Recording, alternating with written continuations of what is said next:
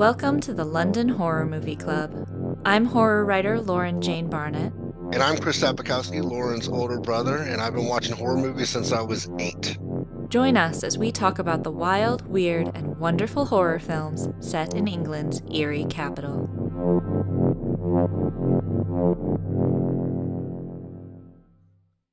Hi, everyone. Welcome back to the London Horror Movie Club. If you are watching us on YouTube this month, we're on video. So hello. Hi. Hey, hello. If you do see this, let us know what you think. It's a little departure for us, but I think it'll be fun. And for April, Chris and I have been watching the 1971 British classic, The Abominable Dr. Phibes, in which a group of doctors and nurses are murdered in a variation on the 10 biblical plagues. At the heart of these murders is Dr. Phibes and his wife, both of whom have died 4 years earlier. It's a really good one, but before we dive in, Chris, what else have you been watching this month? Well, hey, how's it going? I'm seeing you now. It's everyone else can see us too. Hopefully they enjoy that. Yeah, this month, I watched. I've not. We've been very busy with just life stuff, so I've not been too into like just knocking down movies. But I watched a great horror movie. Recommend it to anybody. It is called Southbound.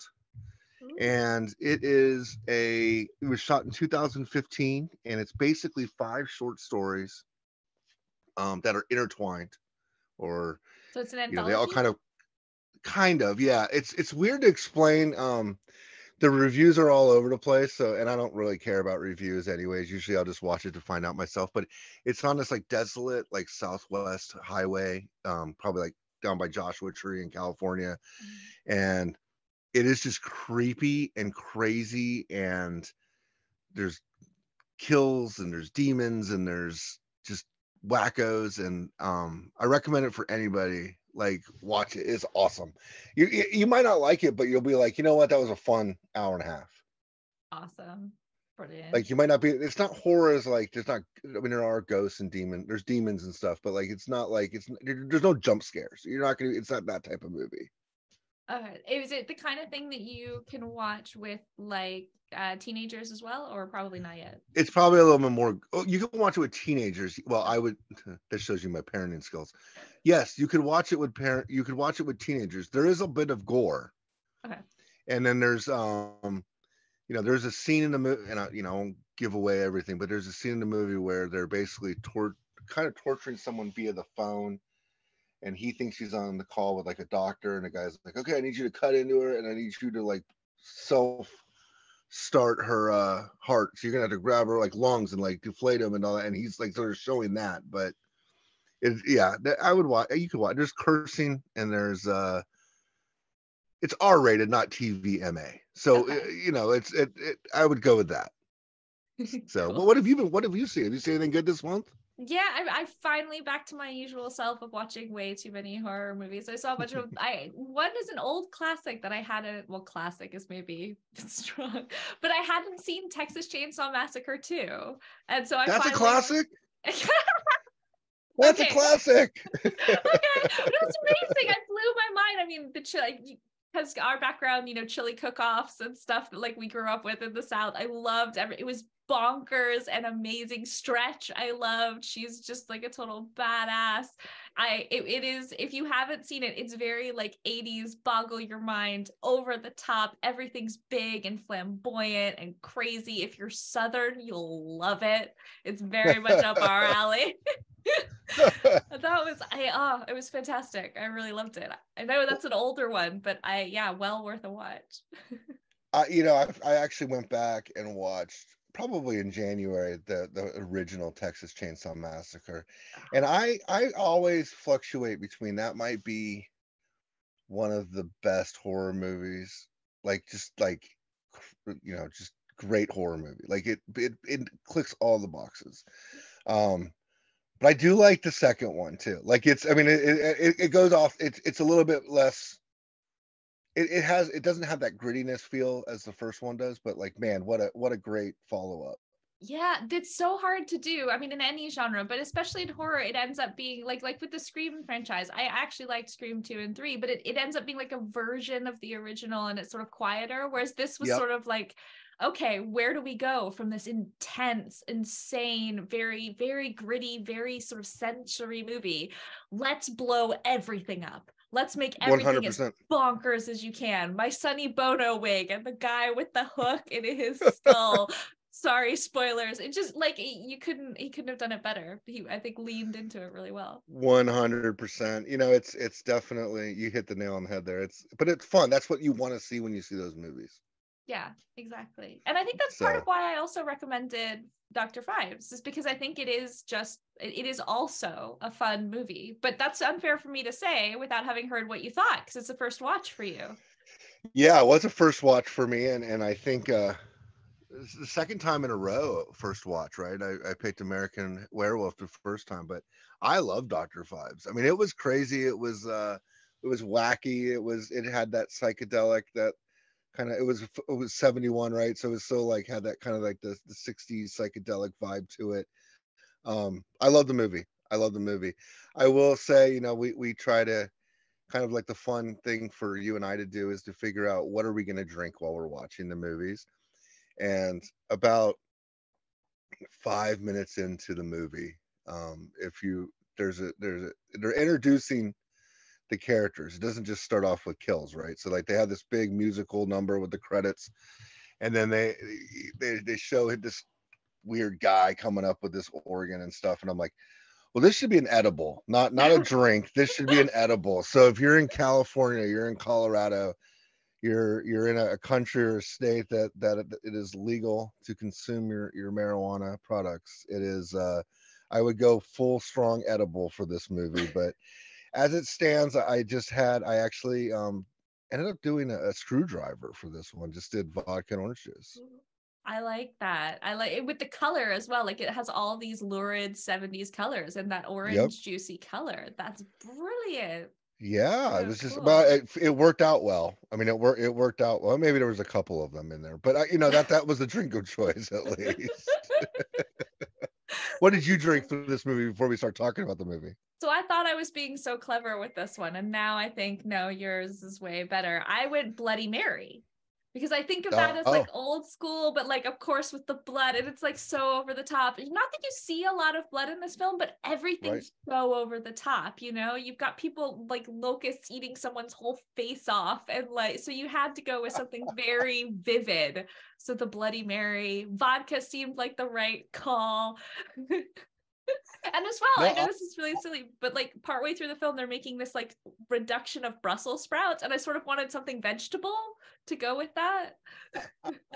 I was going to ask you about that. I'm like, so is it a known fact that locusts like Brussels sprouts, or the substract of Brussels sprouts? I don't know what that scene was, but I have no idea, but I have to say I loved the green. That green is like Ghostbusters. What's the ghost? Slimer. Slimer. It's Yes, Slimer green. Amazing. it was great. It was great. Yes, I really enjoyed the movie. I thought it was a great pick by you. The one thing watching the movie, and we can kind of go through the movie itself, but this movie, just to synopsis it real quick, guy's wife dies, and there are 9 doctors who were trying to help save her life. If I got this right. If I'm getting it wrong, tell me, please. Yeah, so far so good. But so Dr. Phibes, who was the husband, is has the revenge plot, to kill all these doctors, and he Yeah, has but I should point chosen. out, by the way, that she died in surgery. That's why he wants to. Yes, I'm sorry. Your point. Yes, point out. Like, I was thinking that. Yes, she gets hurt. She's in surgery. She dies. So now he's going to go and kill the doctors that were really responsible for her death because she died in surgery. And he uses these biblical plagues, or this Jewish or this Egyptian. I couldn't place that necessarily, but he it had a religious element to it. And I watched the movie. It's a fun movie. I recommend it to anybody because it's just kind of out there, and it's that very 70s, late 60s, early 70s vibe. But when you watch a movie when it has a religious aspect to it, whether it's an exorcism or it's a, something like this, do you find it more scary? Does it add an element of suspense or an element of like, whoa, this is a little bit more intense? Yeah, I'm a huge sucker for a religious movie. I love exorcist movies in particular, but like Saint Maud was amazing as well. I think it adds, for me, it adds an extra layer because you're suddenly someone has gone to an extent where you're beyond human, if you know what I mean. Like whether or not you actually believe in God, Phibes is not just guy out for revenge, with his gun or his knife or whatever. He's calling on the wrath of God, the actual biblical plagues. And for me, that like height makes it almost I don't even know how to explain it. Like it's not surreal, but just so much bigger. And that I think has a terror to it. How about you? Yeah, What do you think? no, I agree, because and I'm not fully into like, I'm not anything religious, like full on into this religion. So like it's not that I'm like, oh my God, I'm a believer and locusts are going to eat my face. But it does add something to it because there's that element of kind of the unknown. Like you said, it's not when someone's wife gets murdered in a movie and the guy's like, you know what, this is the only thing I had to live for. Now I'm going to go kill everybody. And here's my machine gun. I know what I'm getting. Mm-hmm. It's going to be an hour and a half of shoot 'em up, or a guy can't die until he kills everybody, and then it'll be over. Well, this, I had no, you don't know. Like, it's like, so then it's, so the first kill in the movie, just to kind of go with that. So I see it as there was 9 deaths in this movie, Mm-hmm. maybe more because I didn't count the end. Yeah, but yeah, And 9. we don't want to give, I mean, I guess we can give spoilers because it's been 40 years plus. But yeah, so the first one was the well, they don't show the first one because it was death by bees. Yeah, the boils, that's right. But they show it's the second one that's bats, The isn't it? second one is the bats, and after that, and it starts to piece it together, because that was the first one they show, is the bats, and then they kind of piece it together that another doctor was done, by bees everywhere. It was intense. I mean, they show these like fruit bats, and they're these huge bats like climbing all over the place, and they're killing this guy when he's asleep, and it was just, I'm like, well, wait a minute, now I gotta know what the next one is. Like it was like, and I'm like, how are they gonna do this with all these biblical deaths? Because it's not like they're not putting, great CI, or the, what do they call it? All the movies now use CGI, yeah. effects, CGI. This is there to film this, and so like how are they gonna do that? And Did you they have did a it masterfully. favorite? Because there were so many good ones in this. I think I did, and I think it was probably the frog mask. Ooh, do you want to So, describe it for our listeners? Because it's early enough on, I don't think it's a spoiler. yeah, no, it's fine. So they go to this party, and it's a masquerade party or a mask party. Now everyone else has just like the masquerade party things where like only their eyes are being, you know, covered. But the doctor is like, oh, this is elegant. Look at this mask. And he gives him this frog mask. Well, the frog mask actually goes all the way over his head and clamps on the back. And he thinks it's great. And he's kind of like, the best one there. And he's kind of like walking through after he gets there. But the mask tightens up on his head. And then it's like set to keep ratcheting until it like squeezes his head till he's dead. But then no one knows what he's doing, right? Because he's just got this mask on. They can't really see him or hear him. And he's just kind of walking. I loved it. I thought it was great. It was a great scene. I love that. I don't know if you caught this. There's a little subtle extra layer of humor to that as well. When he gets on the mask, he makes a comment about what he does, and he's a psychiatrist, and he says, "I'm a head shrinker," and then he's got this mask that's like shrinking I over on did. his head. Which is funny that she was hurt in an accident in Switzerland, I think is what the movie Yeah, is car saying. crash. Why was a psychologist or a psychiatrist helping save her life? So I think if I could be wrong, I think I think he was supposed to be like part of the group that was involved. I don't know if he was supposed to like help with the actual surgery, but you're right. I mean, who needs 8 doctors and a nurse anyway for like their surgery, Well, it was a bad accident, but I was like, psychiatrist, huh? Yeah. When Wow. I've gotten in a car accident, and the first person I saw was a psychiatrist.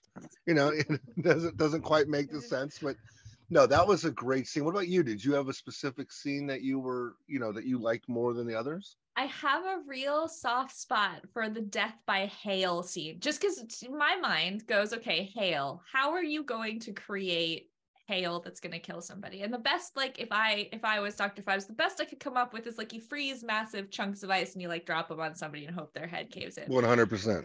And then they went this mad way. So the scene is, there's a girl on the side of the road. He has this assistant who's helping him. It's Volnavia, and she's helpless by the side of the road woman. And so the guy tells his driver to get out and help. And then they knock him out. They abscond his car. And Phibes puts in this insane looking machine into the car and attaches it to the engine. And what it does basically is turns the back of a car into like the Arctic freezer. And it just starts pelting him with hail. And you don't see it in the moment. You see it after when they're demonstrating it. But the vision you have is they open this door and there's this body that's like a snowman. He's completely coated in ice, and somehow he's turned the car's engine into a hail machine, and that I didn't expect it. It blew my mind. Really ingenious, right? Like it not like what you were thinking at all. All of them, all of them. I'm like, wait a minute, like how are you going to do this? There was a scene in the movie where they're killing one of the doctors who goes to the London aeroplane um airport or air. It was like the way that it said it was just so funny. It's like they just wanted you to know, like this is where the rich people come to fly on the weekends. Like it was just aeroplane club or whatever it was. But and it was death by rats. And I'm Yes. like, and you're like, okay, well, which death is this going to be? And then there's a doctor's flying, and he's just having this good old time in his little biplane that he has there, and then there's all these rats that they released into the cockpit that didn't come out until he's up at the top. Like I don't know if he had like a release trigger or something. Who knows? But and then the plane crashes. But there was death by rats. That was And that how are was you going to kill someone with a unicorn? It was actually not a unicorn, but it was death by brass. Was that what it was? Oh, I thought it was beast. That's terrible. Is my hearing really bad? Oh, Is it maybe mine is. I don't know. I did have a couple of screwdrivers by the time that had happened. But yeah, that was the one that I got. I genuinely went. I was shocked by. So most of them have a build up, and you see them set up the scene, and it takes a good long time. And so it's more like you're sort of artistically enjoying it. You're getting to be part of Phibes's world and see how he sets it up, and like bats get lowered in or whatever. But with that one, this guy's just walking out of like a club right at the door, and boom, straight through the door, catapulted from across the street. He's impaled by a unicorn's horn, and I didn't see it coming, and I was so shocked. And then they follow it geniusly, beautifully, with this great moment of humor. Because the unicorn's thing is spiraled, they have to twist it out of him. So you see the body just twisting around. Yep, they have to twist it out. Loved it. I loved it. And to add to the humor, and maybe this is just me and what I've kind of picked up on a lot of these movies. In Frenzy, they're joking about the necktie killer. Like it's just like normal. A man has been impaled, and the horn of this unicorn has gone through the wall and into this other room. And an old curmudgeon-y, like British guy, because they're at this like London athletic club or the London Gentlemen's Club or whatever. He's trying to read his paper, and he's like, "Can you please keep down the racket? This is a club." Yeah. Like not worried about the fact that like obviously something right around the corner has happened. So People are like, oh my God, they're freaking out. Like this person has just been murdered. Like he's been killed, impaled. He is not worried about that at all. He's just like trying to read his London Times. And yeah. I laughed at that scene. I did. I thought it was great. No, it's awesome. And it's such a British reaction, like Yeah. Americans would be over that, like want to be in the business. And the Brits like, I'm trying to read. I thought this was a really British movie. And it's really funny because I was talking to a friend of mine about doing this, and since we just done American Werewolf, which was directed by an American. And so I was like, oh, I think it's so much more British than American Werewolf, even though American Werewolf has all the London locations. And he actually said to me, he was just like, no, I think American Werewolf is more British. what do you think? You are American outsider. Which felt more British to you? Visually, I mean, obviously American Werewolf, just because you're in the moors, you're in London, all that. I don't know. If you gave me American Werewolf and don't know what you're watching, and I just walk into a room and it's kind of there, but we're talking, it's just kind of on the background. That's a movie. That's just a horror movie. Like, oh, there's a werewolf. Like, I'm not putting together that they're at Trafalgar Square. I'm not like, I'm not putting together all this thing. This movie okay, so full disclosure, I'm going to look for this movie. I'm like, it's got to be on YouTube. I'm going to check YouTube first. And I do. Well, the YouTube clip that I found, or the YouTube movie that I found, was basically somebody doing probably one of those late Saturday night kind of comedy, loose comedy shows. And they're like, and tonight's feature is this. So I'm like fast forwarding through it. And when I stop, I think it was at the beginning of the frog scene. So I was like, okay, this is the movie. This is where I'll come back and watch it. Anyways, immediately I was like, this is British.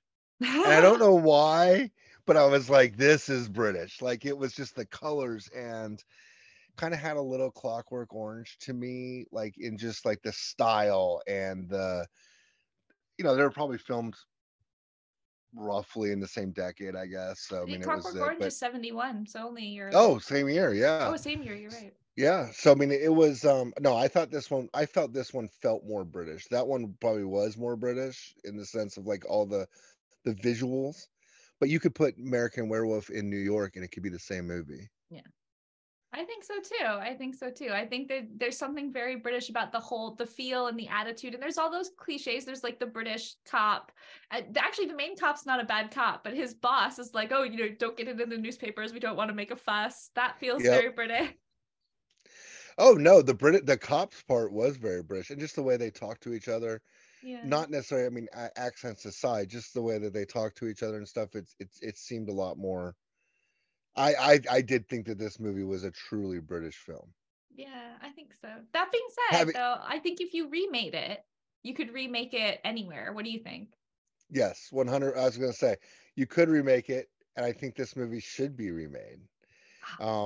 Because I do find like I would like to but you could put it anywhere, right? You could put it in, you could make it in Japan and make it in Asian Dr. Phibes, or you could put it in New York City and do that where it's here's these 9 people, 8 doctors, 1 nurse or whatever, and it's just like this high flying, really really fantastical, like these are the best doctors in the world, and then like they're getting picked off one at a time, and so I think you could, but I would like to have it. I think you'd almost want to keep it in England though. I just think it like that would make it the best. Yeah. Because it would match it. It just could keep that thing. But how would you make it without another Vincent Price though? Because wasn't he such a key figure in this movie? Yeah, you're right. I think it was really very much built around, because by that time he had been quite famous for doing a lot of different horror movies, and he'd done quite a lot of the sort of he was even Hammer and Amicus films, that sort of classic 50s 60s, and he does really well camp and over the top. So one of my favorite movies is a little later, 74, Theater of Blood, and he kills people in Shakespearean methods, and it's the same thing. It's this huge over the top massive drama. I actually thought about that with the plagues, because it reminded me of it's Romeo and Juliet, a plague on both your houses. It's like old school drama at its best, and he does that so well. And what is amazing, which I can't believe we haven't mentioned yet, is he does it unable to move his mouth. He's got his jaw wired shut the whole time, and he gives these looks and these expressions, and then he has this hole in the back of his throat. He like sips a martini through who but Vincent Price can do that? Yeah. What was the hole? Like, explain this to me. I genuinely don't totally understand, but my assumption is, so spoiler alert, there's a big reveal at the end where the face we've been seeing is actually a mask, and he's been very badly sort of distorted and destroyed from a car accident, and his jaw is sort of shut and obtruse, and so he must have to like breathe and consume food still. So I'm assuming he has some sort of like the equivalent of like a catheter, but for your throat in the back of his neck. And he keeps like sipping stuff in the back of his neck. I laughed every single time that I saw that. They have this really great scene. So his assistant, Yes. I don't know if she's a well-known actress or not, but like in my head, oh, I'm sorry. That's okay. I think the I've podcasters will got enjoy the friends that dog. want to play up here, and they're gonna start barking. So I apologize. Go away, bud. Come on, go. All part of the movie magic, I'm sure. They evidently Oh, like yeah, Vincent Price. They're going, Price, Price. yeah. That's what she's doing. Yeah, she's awesome. Ugh. Puppies, man, puppies. That my old dog is just fine. Lays here the whole time, makes no peep. The new one is kind of crazy. So, yeah, we. Okay, you're gonna have to go, buddy. You were saying there was a scene.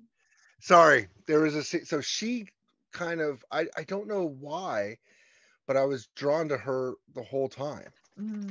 Like she did she talk at all in the movie? No, she's mute. She plays the violin, but Yep. she's totally mute the whole time. And she's got this striking, for anybody who hasn't seen it, she has a very striking dancerly quality about her. She's almost like even mechanical and blank in the way she moves. Sorry, I'll let Yep. you finish what you're saying. Well, no, and the thing is, so in the beginning, they show him rising up, and this is the opening scene or whatever, and she's kind of setting everything up, and I was getting like Lady Gaga vibes. Like I'm like, okay, like she's a visual presence, she can move with like the music, she's doing her thing, but I don't know if you can get Lady Gaga to make the remake. If you're like, hey, will you be in this movie? You can wear crazy outfits, but at the same time, you're not going to say a word, and you're definitely not singing.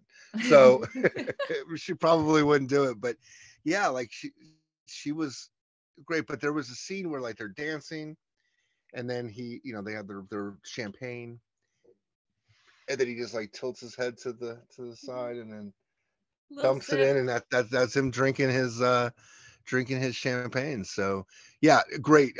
Very weird movie, right? But it was great. I would watch it again and again. Oh, I'm so glad. I you mentioned though all his assistant, but he also has this like entourage, let's say, no side performance of all these wind up sort of like clock toys with keys in the back of them that play the piano. What did you think of that? Because that's a very unusual addition that you could take away and the film is still strong, but did you like that they had it in? It just added the weirdness to it, like the weirdness of him. Like, so I just kind of imagined him. He's just this eclectic old rich guy, like just so much money. And obviously he has a hail machine. Like who has a hail machine? These are like cartoonish. But yeah, like the Crank Up Band was awesome. But it kind of added to like the creepiness. Yeah, I think those Because like automatons are very creepy. right, I agree. 100%. Like I was actually kind of waiting because they would cut back to them every time they went back to his lair or his mansion. They would kind of cut back to them and they're playing a different song or doing what they need to do.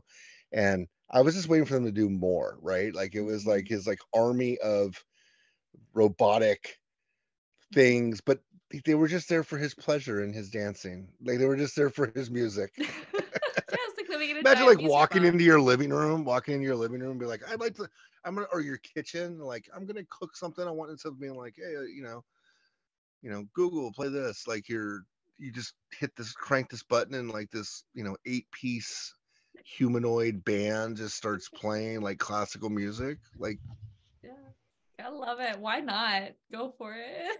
maybe Jeff Bezos created Alexa based off of that.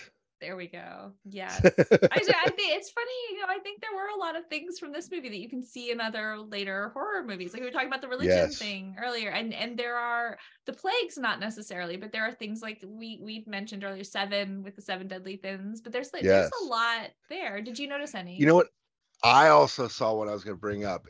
The Saw movies and Jigsaw. So if you haven't seen the Saw movies, they're definitely some of my favorites. But it's a guy that gets people to do horrible, horrible things to themselves and to other people to live.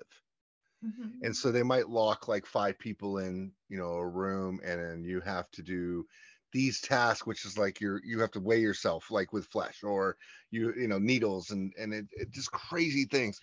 So at the end of the movie, the last plague or last biblical death is the firstborn. Yes, that's it. It's the death Ooh. of the firstborn.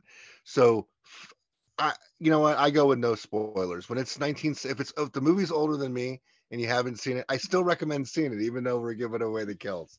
But he's kidnapped the firstborn son of like the head doctor, and he's hidden the key inside the rib cage, hidden a padlock key inside the rib cage of the child. So this child's 16, 15, 16. He's not like an infant, but he brings the doctor there, and he basically says, you can keep your son alive. You have X amount of time. You need to get the key. Looks at the x-ray, there's a key. You have to get the key in his rib cage, and then you unlock the bolt around his neck. Or yeah, his head and his neck, right? Like it was like stationary on this blanket or on this table. And above him is this very James Bond like tube that is timed perfectly to drop acid onto the son's face at like 15 minutes or whatever. And this is his last kill. So he's, it's all, they're going to basically for 15 minutes destroy all the evidence that they had. And and he just has to go and like falter. So he gets to watch his son die, whatever. So yeah, that made me think Jigsaw. That made me think Saw. Like it was like, you have to hurt your son, not kill him, get the key out, and then save him. You're totally right. When you first said that, I was sort of like, really, revenge story, and like there's a little bit of that to Saw, but no, you're right. That is literally the same, because it's not the same, but there's one of the Saw movies, she has to like grab a key from acid, burning her hand off to get herself out. Yep. And so yeah, that's very Saw. That's really cool. I hadn't thought about that. So just things that like I think they definitely had really good takes, and to think that was 40 years before these other movies, right? Yeah. They were great. I thought there was enough comedy in the movie too. I would definitely classify this as a horror comedy. Oh, good, because I mean, after American Werewolf, your judgment is off. No, I'm kidding. My judgment might not mean anything to anybody. I would classify this as a horror comedy. It is. One being, he had every time, so he goes out in his car and his little assistant is driving, and all the windows in the back have his face, but in silhouette on the right and the left is like the silhouette right face and left face, and in the back is just the back of his head sitting there. It's not him, it's like paper. Yes, so in the scene of was it the hail scene where they have his driver, he pulls up, he goes, go help that girl out, he's walking up to this girl who's stuck on the side of the road. If I walk up to a car and there's like paper mache heads or like like on the side, like I think I would probably be a little weirded out to begin with, but I laughed. I mean, every time he drove the car, I'm like, oh, the killer's going out for his nightly kill. And it's just this guy, like, you just see this like paper guy, like just sitting there as the car's going by. I don't know. I thought it was funny. I'm not doing it justice. No, it is. It's hilarious. It's a good subtle one. I think as well, having very early on Terry Thomas, he's the guy who gets all of the blood drained out of him, a really well-known comedic actor. If anybody has ever seen How to Kill Your Wife, he's the butler in that. And Terry Thomas is great because he's playing this like dirty movie, this like old real dirty movie, while his like his assistant or his maid maybe keeps coming in and interrupting him, and he's all like really embarrassed. It's a very well done comedic scene because it's building on his awkwardness so well. It was awkward. I was laughing at it, but it was awkward. I'm like, wait a minute, there's a black and white video and he has to crank the video machine. And so even like before, it's like when she comes in and now he's like in shock because they're about to kill him, he's still cranking the thing, but he's removed it and it's like he's still spinning. I just like the fact that he's watching this thing on like a sheet that he's put across his door. She comes back to be like, oh, your food, what's this? And he's like, oh, it's to help with drafts. Air drafts are really bad. So good. It's such a funny scene. Another one that I laughed at, and maybe people didn't laugh at, but I thought who kind of stole the movie. There's a scene where the detectives are now searching. They found these amulets, and every death has an amulet that goes kind of with it, right? And he's goes to this jeweler, and the jeweler was so quirky. I don't know if I've ever seen this guy before. He was great. Like, if you remake the movie, I think he's the one who steals the movie. Ah, I loved it Did because you? I he's mean, snarky as well. Like the first thing they did is he's like, "Oh, did you make more than one of these?" And he's like, "Of course I did." Like he's very sassy. I said it And was a set. Like, he was just like, no, he and he was was just like, great. yeah, and she was really beautiful, and she didn't say much, and she was fashionable, and he's like, okay, fashionable, and he's like, you're not gonna write that down? He's like, I think I can remember that, like, but just like that quirky, like, this guy's like been in here, like, he's a worker, right? He's just in there working. He's finally got like human contact, and he just doesn't know how to deal with it. I thought he was great. He was awesome. I think he was really funny. And he was a fun one as well because you had, for most of it, you have people who are sort of they're in danger or they're in weird situations, and so you sort of have like a lot of tension around it, whereas that scene is just kind of goofy, like you're learning about the plagues but there's nothing else happening, so you're not distracted from the humor. It's just a Right. blast of silliness, and I liked that. It Yep. was well timed in the Very film. good. No, I really did like this movie. I keep mentioning remakes, right? Do you think that you asked me that question as well? Do you think you could put it in a different city? Do you think they could remake this movie, or would it be better just to like leave it alone? Is this the original?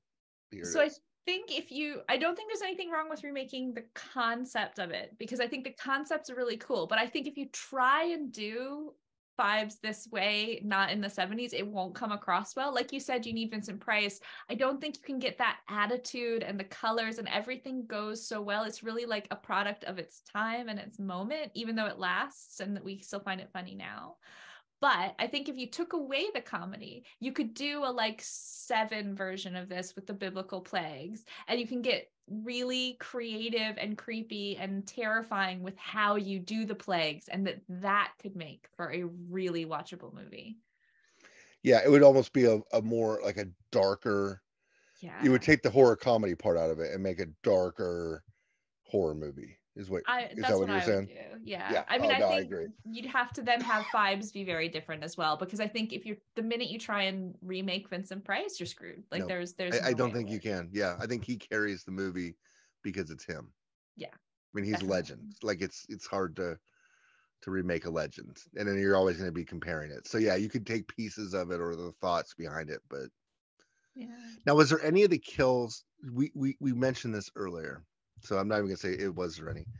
Let's go into the nurse's kill real quick. Oh, I have problems with the nurse's kill. Can I Oh, start okay. with my one problem? Yeah, no, you Okay. said problems. I want to hear multiple problems. I don't, Okay. that's fine. So I love all of this movie except the nurse's kill. I like the final shot of the nurse's kill, but everything else Mhm. about it really bothers me. And a large part of that is this sequence does not make logical sense to me. So there is a nurse. They kept her in the hospital to try and keep her safe, and they tell her to go to her room where she's supposed to sleep. And so she takes a sleeping pill. They tell her to take a sleeping pill because she can't sleep, and she goes to bed. Phibes shows up in the room above her with a fold out clear naked lady that he then Yep. has to lie on the floor. So I have question one. Why does the naked lady have to be there at all? Why do you need a roll out naked lady to lie on top of the bed? Full stop. If you know where the bed is, this is wholly unnecessary. But like, let's just say that you go with it. Roll out naked lady. And why does she need nipples? Roll out naked lady. He then aims for right here on Right the here. lady. Right. Yep. Oh, sorry to people who can't see. Dead center forehead above the eyes. He drills through the floor, dead center forehead above the eyes. He then puts the little green tune on it, and where does it drip? The lamp next to her head. 3 feet to the right. Right. What the heck, man? And then they show, oh, I'm a little off. I'll just lean it over a little bit. What? Yep. Doesn't make any sense. Totally caught that. Totally caught that. Oh my gosh, there's a room that's kind of empty above her, and he's going to place out exactly where the bed is. Sure, it's got nipples. Okay, we can move past that. I didn't worry about that as much. I did worry about the fact that he drilled a 3x3 basically hole above that she didn't wake up when, a foot of flooring And you see it fall crumbled on her. on her. Yeah, that's no, nope. And then yes, the first drip starts going all over the lamp. I'm like, well, I have no idea where this is going. Like, Yes, it made no sense. no, That being said, the final shot you get, so he releases locusts. It's the plague of locusts, and they're eating. We mentioned vaguely earlier the Brussels sprout serum. It's the Brussels yes, and sprout that's serum what he's pouring on onto her. Yes.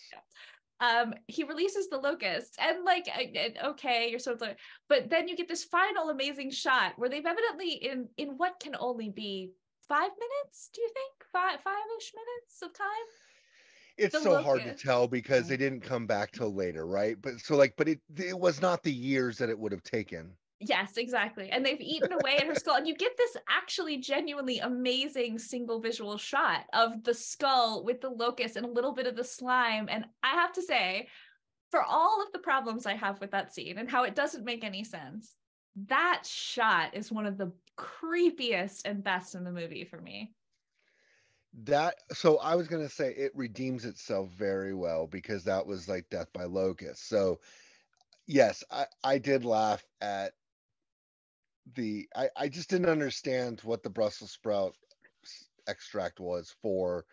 I didn't understand a lot of the scene. I never like, yes, sleeping pill, but then she's getting coated, and I mean coated with this slime and sludge.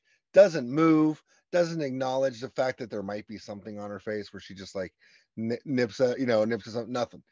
But they did a great job with the death, like with the locust still kind of feasting on her at the end. It's interesting that you said it because I thought they did a good. I liked that scene, and I actually really liked the Vincent Price, the Dr. Phibes, showing what he really was at the end Oh yeah. when he kind of rips off the mask of like what his public or what the public sees of him, minus the paper in the car, but like what the paper in the car looks like, and now he's this like death of a man. Like it's just like he's barely hung on. He's been in a fire or whatever it was, and so Yeah. there were scenes of it where it could have been much darker because they showed they can do that Yeah. Well, because in those two scenes. So that sorry. scene as well with the reveal, it's based on that classic reveal from Phantom of the Opera, the black and white Phantom of the Opera. And so it's such a like, it's great classic callback to this really, really famous previous scene. And then the makeup holds up really well. It's a new like way to do that. Whereas I think very often when that scene's done in other films, it's kind of a letdown when you get rid of the mask. Whereas they took it to a serious extreme. He almost looks like he's chiseled out of rock. Like his face has like these intense cracks and acid with it, and you can see all of his teeth because they're Yep. set. I thought it was a very good reveal. So I'm not a huge like when it comes to zombies and stuff, like when you're all skull, like I feel like they go one way and that they don't go like this one did it perfect because like you said, when you see all the teeth, that's creepy to me. But you would see all the teeth, No, you're right. If you right? don't have So the mouth. they don't always do that, right? Because it's just not the way that people do it. Yeah, I enjoyed it. Like great deaths, enough humor in the movie, a really good, I know I've seen Vincent Price movies. I've probably seen like the more American ones that they've added him to, like some vampire movies here and there. Really enjoyed this one and will watch more because of this one. In fact, I'm actually going to try to start looking at some of the Hammer horror movies. Like now that we've doing more research and talking about them, yeah, like I just want to go down that road and just kind of see what um what more of them are about because they're obviously sparked an entire genre of film over there Yeah, I or horror cannot film. recommend Hammer films enough, especially if you are someone who likes old school horror. A lot of the horror we have now is because of Hammer horror. You'll love it. Right. I think you'll love it. No, I'm really excited to go into it. But what a great pick, Lauren. That was a great pick for a movie. I was a little hesitant, like we had done, some older movies, and I'm not always the best person to judge older movies, sometimes they get lost on me, where it's like, I get drawn into this is the 50s or this is the 70s, and like that movie just worked from beginning to end, the way it was. So it was really well done, and I think it's kind of almost like a timeless crazy movie. Yeah, I'm so glad you liked it, because it is one of my favorites. I loved it. But that means now, though, it's Yep. your turn to pick a movie. So what do you got Oh, going for me? okay. I do have one for you. I wanted to go with something a little bit newer. Just we had done one, both of the last two were, 80s, early 80s and early 70s. And, we had done From Hell earlier this season, and it's kind of that Victorian and that Jack the Ripper, and was kind of researching different movies to see, and I wanted to also stick with the first watch. I like the first watch because you really get, like, when I watch Shaun of the Dead, I'm like, oh, this is the 15th time I've seen it, and I'm like trying to pick out new stuff. And but I'm gonna go with the Limehouse Golem. Ooh, Limehouse Golem's interesting. This is for anyone who hasn't seen it, it's a newer one. It's with Bill Nighy, who I love. I love Bill Favorite, Nighy. so good. He's so good. So good. But it's Victorian England, right? Or it's Victorian London. Yeah. And it's more detective and serial killer stuff. But I was like, I thought that would be a good one to watch, and it was, selfishly, it was like one that I was like, I want to watch that movie, so like, let's watch it for the podcast. So Yeah. Well, and as well, so you love Jack the Ripper, and you know loads about Jack the Ripper, and so yeah, it's the same time period, but it's a very different feel. So I'll be really interested to see how you think of this killer versus Jack the Ripper. yeah, I'm excited for it, and we'll definitely talk about it. I did want to ask you something kind of before we wrap up here. Okay. Is there anything that is coming out that you want to see, that you want to watch? You know, horror movies, as horror fans, I know, like, the new Scream just came out and people are really excited about that. I was, I'll see it at some point. Didn't have to rush out to go see it, but there are two movies that I've seen kind of previews for on TV that I will probably go see both of them in the movie theater. And I don't do that a whole lot. Well, So I I was want curious, to know. Wait, tell me sure. yours. Okay. So the first one is from A24 Pictures, which hopefully you guys get those. And I can't think off the top of my head here. I should have wrote it down. But they do a lot of good, like, horror movies, and they're a little grittier. I wouldn't Almost more an independent one, so it's not like, I feel like they can just tell a better, like, they tell a better story. They're not trying to hit the mark of, like, well, you're getting the big production money, so you got to hit this. We need this, 2 of these, 3 of these, 4 of these, and I need these 2 stars to be in it. Where, like, these are like, they're trying to tell this story, right? And the movie's called Talk to Me. Oh, And what's it have you? about? I haven't seen I previews. don't know. No, but I like you said, you saw a preview. What is it Yeah, saying? no, I think it's just like talking to, like, there's like a dead, like, spirit demon that's like, they're kind of like, the way I'm getting it from the preview was like, it's more of like a Ouija board type of scenario, or they're doing like that seance thing, and then like it just starts attacking them. So I've seen it once, the preview once. I'm not going to watch it again because I want to go into it blind. Something nice about going into, like, the preview piqued my interest enough where I was like, I'm going to watch this movie. I don't want to see anything else about it. Cool. I wrote it down so that I know when this is, that's what I do. Like with the horror movies, I don't want to see too much. I sometimes want to just get piqued enough where I'm like, that's going to be something I'm going to watch. Awesome. And it looked like it was going to be scary enough. But then there's another movie that I've watched probably the same trailer 100 times, and I can't get enough of it, Lauren. And so it goes completely aside from what I said, where I don't want to watch the trailer. It's called Renfield, and it's got Nicolas Cage as Dracula, and it's obviously a horror comedy because it's got another kid, and I don't know what movies Nicholas he's been Hoult. in. He was Nicholas in Hoult, The what has he Menu. been in? He was in The Menu. Yes, that's okay. Yes, he's the main kid in The Menu, right? Yeah. And yep, another great movie if people haven't seen The Menu. I really liked The Menu. I like The So Menu it too. was great. And that's on HBO. If people are like, where do you watch that? That's now British on people, it's HBO on Max Disney here in the States. Plus. Oh, sorry.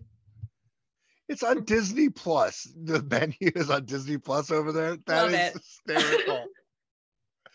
we get Phineas and Ferb and Marvel movies, and you guys are getting like horror and thriller movies on Disney Plus over there. Oh, good Lord. That's But awesome. No, yes, but yeah, so Renfield. Renfield.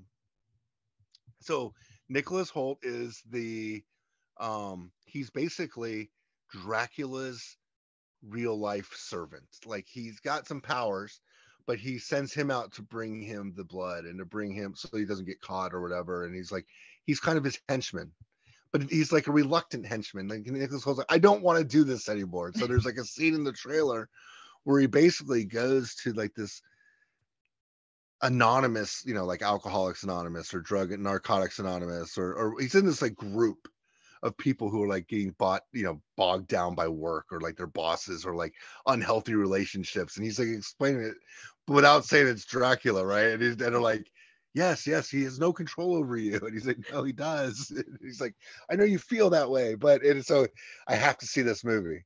Oh God, yeah. I'm really excited to see it as well. I think the Nicolas Cage vampire that you like, the bits you get to see him say, looks as well incredible, because he's like sarcastic and a little bit like what are you gonna do? What are you gonna do? You're gonna fire yourself? Like he's very, I don't know.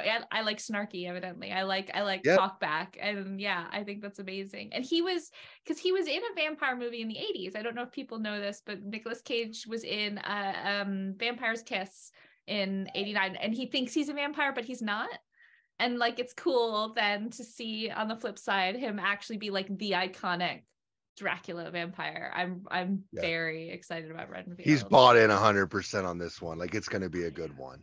Yeah. I've been waiting patiently for the Nicolas Cage return to dominance. Yeah.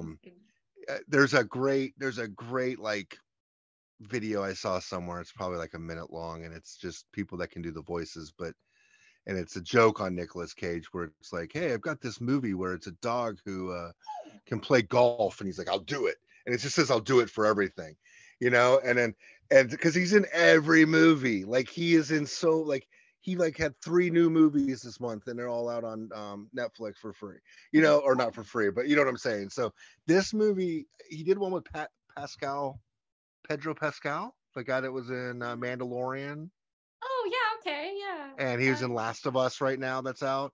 He did a movie, where he plays himself. He plays Nicolas Cage in the movie, and it was definitely better. And I was like, oh, okay. I was thinking that was going to make it maybe take him back all the way, but I think Renfield might have the case to be like, this Nicolas Cage is going to be the hero once again at the top of the mountain. He's not going to win an Academy Award for Renfield. We know we're not lucky as horror fans to have a horror movie win any kind of awards there. But this movie, he looks like he is all in, and he is back to like Nicolas Cage power. I think it's gonna be great. I'm really looking forward to it. I'm also Wish looking forward to. Oh, go ahead. Oh, sorry. I was gonna say, wish we lived closer. We could go see it together, because I'm not sure anyone else in my house is gonna go watch it with me. Oh, that's a shame. I feel like Kaylin should because it looks visually really arty. She might get into that. She might go. Yeah, I might be able to drag her out to the theater with me. Awesome. The other one I kind of want to see is Evil Dead Rises. That's the other one that's on my thing. And for the sole purpose that the poster here is redheaded girl with hair like mine going like, and for people not watching the video, I just gave a creepy smile to the camera, and I like it, like just for that. I haven't actually seen the poster. I'm just like, yeah, let's do it. I like the Evil Dead, let's watch it. I have not seen the Evil Dead. Oh my God, you haven't seen the Evil Dead? No, and I will tell you, this is really funny. So I think my boss, who I talk horror movies with all the time, right? Because he likes horror movies.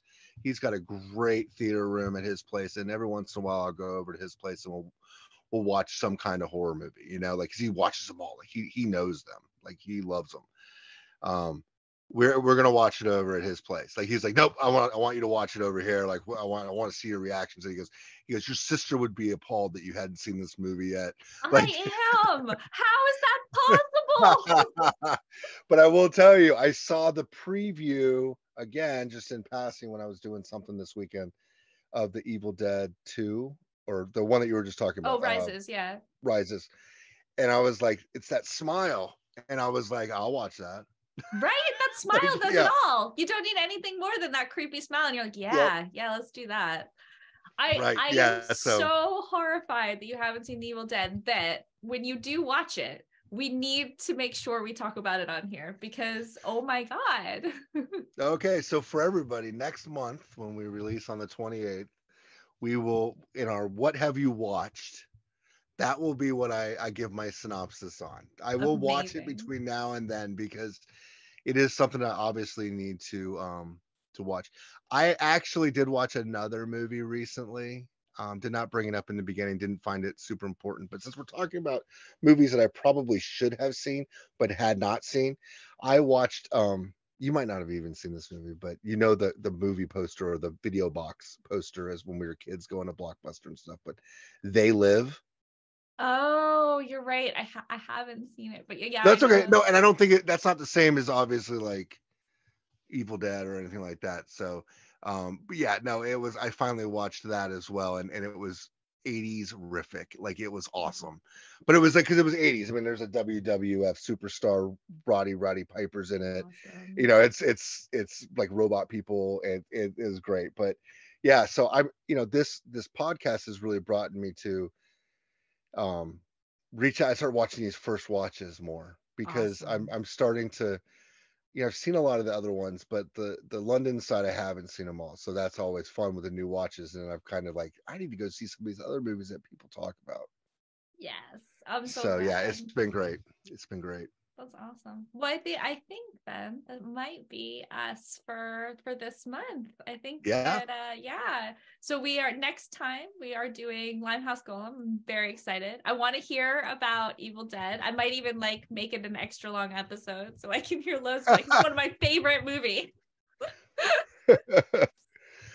Right. And Well, yeah, and next month, the next podcast is coming out after this. But if you are around in England, in Sheffield on May 20th, 21st, 22nd, London Horror Movie Club is going to be at HorrorCon. So we have HorrorCon like stickers for London Horror Movie Club. If you're seeing the video, there's an example. This lighting isn't ideal, but there's an example of what that would look like. Sorry, I'm not a lighting technician. But so I'll be there always talking horror. My book's gonna be there and stuff like that. So if you're around Sheffield in May before the next podcast, come talk horror with me. Tell me to tell Chris that he needs to watch Evil Dead. yeah, please like, let us know like, if you want to if you run into Lauren there and you want us to talk about a certain movie, like let us know. Yeah. We can talk about anything. Like we do this once a month, but really we do this like once every couple days. Like we'll be like, "Oh, did you see this? Or did Yeah. you watch this?" So this is just an outlet for us to do it kind of more, publicly or open. But you can also join if you want our Facebook page, and we have a Twitter page as well. Trying to get those up, and really cool people that are in there that I'm hoping that like organically it'll happen, but we start getting more people like on the page to start just sharing crazy things. Like I'm really into like fan art movie posters. I think that's really cool. Like some people can do some really great things. Yeah. And I've started to kind of share those a little bit more, but just you're welcome to join us there. It kind of tells you what we're working on and stuff. We have some really good, I'll just like tease it a little bit. We have some really good interviews coming up this summer. Oh my God, yes. We have 3 amazing interviews lined up this summer. We've got a sort of British scream queen. We've got 2 directors. One's a London horror indie director, and one did an award-winning one, if you know I Scream on the Beach. So you're right, we've got some amazing, amazing people coming up. I'm Yeah, really excited. I am really looking forward to it. Really excited for that. And that'll, when we do our interviews, those will be kind of on the 13th of the month. And then we'll still have the regular 28th of the month where we kind of review the one movie and just kind of catch up on all things horror in our world. Yeah. But yeah, no, we've got a lot going on, but definitely go see Lauren at the horror cons. Thanks. And yeah, and keep listening, tell people through the summer. Like he said, we're going to have 2 episodes a month, and it's going to be so much fun. I'm really excited about it. Yeah. Cool. Oh, also, just as a since we're plugging here, this is weird to me, but yeah, Yeah, we're plugging. go to if you go to our YouTube page. Lauren, actually, I don't live in London. Yes, I'm jealous for many reasons, but Lauren does, and with this being the London Horror Movie Club, she does walks. She has a book with her walks, but she also does and puts these on YouTube, and I think they're really great. it's like the London Horror Minute.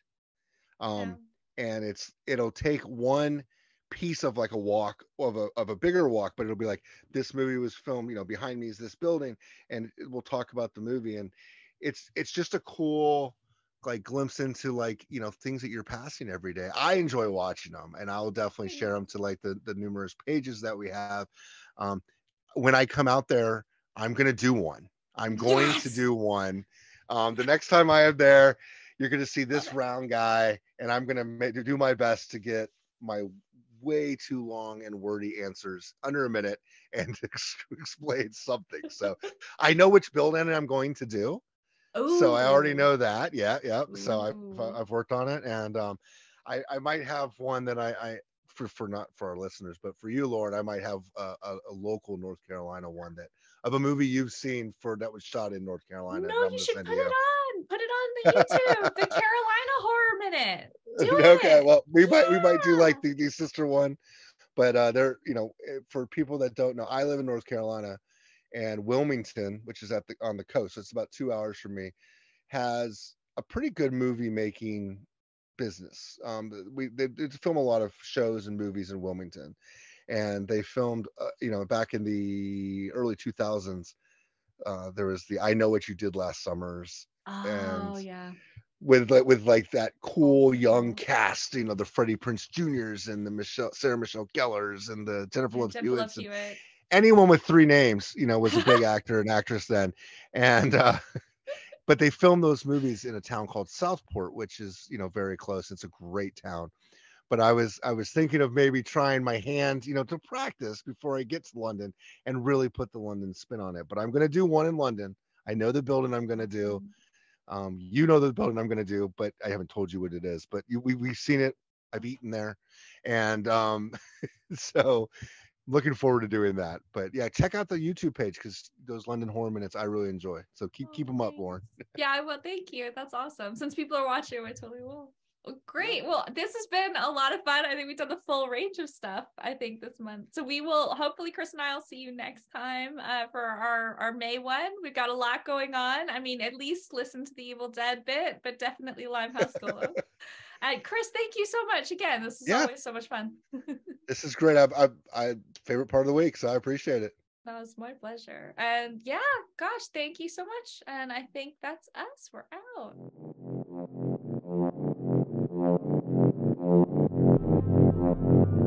If you want to share your thoughts about this episode, please head to our Facebook or YouTube pages. We're grateful to Cucurbit, who made our music.